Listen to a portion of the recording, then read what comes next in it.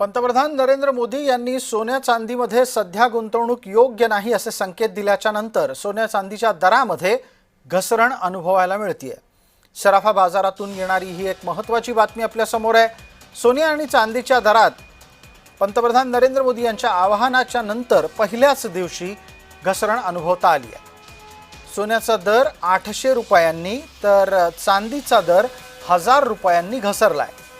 तोळ्यामागे सोन्याचा दर 1,54,500 रुपये आहे, तर चांदी प्रति किलो 2,66,660 रुपयांनी विकली जाते आहे। आपल्याला गरज असते तेव्हा तर आपल्याला सोनं घ्यावंच लागतं। आता सध्या माझे पर्सनल इव्हेंट येत आहे की माझी मॅरेज ॲनिव्हर्सरी येते आहे, मला माझी वाईफला गिफ्ट देणे आहे सोन्याची, तर मी वर्षभर थांबू नाही शकत। सध्या मला तिला गिफ्ट देणे आहे तर मला सोनं घ्यावंच लागेल।